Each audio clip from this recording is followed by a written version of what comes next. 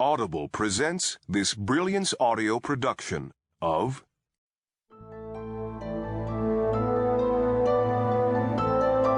Damage Control by Robert Dugoni. For my mother, Patty Dugoni, one of the thousands of breast cancer victims living today, and for my cousin Lynn Dugoni, one who is not. Every little girl knows about love. It is only her capacity to suffer because of it that increases. Francois Sagan. No man can climb out beyond the limitations of his own character. John Morley. 1. Redmond, Washington. Dr. Frank Pilgrim adjusted the flexible lamp clipped to the edge of his cluttered metal desk, but the additional illumination did not keep the typewritten words on the page from blurring. He set his wire-framed glasses above his bushy gray eyebrows and pinched the bridge of his nose. His eyes had reached their limit. They could no longer take the strain of a night reading small print. Pilgrim glanced across the room, the details a blur. It wasn't too long ago he could watch the television screen atop the military green filing cabinets without glasses. Now he could barely make out the cabinets, even with prescription help. His cataracts were getting worse. It didn't matter. With all the reality TV crap being broadcast, he had long since relegated the television to background noise. It kept him company at night. He liked to listen to the Mariner baseball games, though the team continued to disappoint him.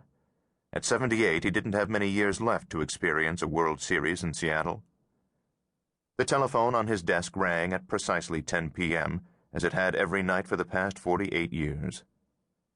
"I'm just finishing up," he said, speaking into the old-fashioned handset. He rocked in his chair, bumping against floor-to-ceiling shelving cluttered with a lifetime of books and knickknacks from his and his wife's trips around the world.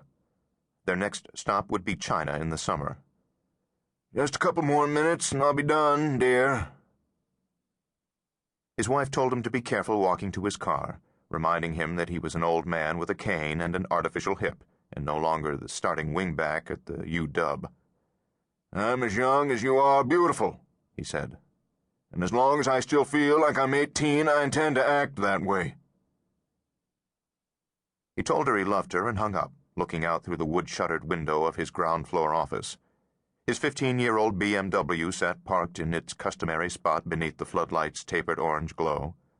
When he'd opened his practice, the lot had been surrounded by cedar and dogwood trees, but that was a good many years ago, when getting to Redmond required taking a ferry from Seattle across Lake Washington. With the construction of the 520 and the I-90 bridges, the population on the east side of the lake had exploded. Office complexes and high-rise condominiums now shadowed his medical building. Pilgrim rolled back his chair, closed the file, and carried it to the cabinet, pulling open the drawer to the file he'd angled as a marker and sliding it back in place. Then, as was also his routine, rain or shine, he slipped on his raincoat and hat that he used to think made him look like Humphrey Bogart in Casablanca, and reached to shut off the television. He hesitated at the lead news story. "Robert Myers was at the Washington State Convention and Trade Center in downtown Seattle today to give the keynote address at a conference on global warming." Pilgrim turned up the volume and watched the charismatic young senator enter the convention center, shaking hands with some of the attendees. "Myers took the opportunity to continue his attacks on the current Republican administration's record on the environment." The broadcast cut to a shot of Myers standing at a podium behind a throng of microphones.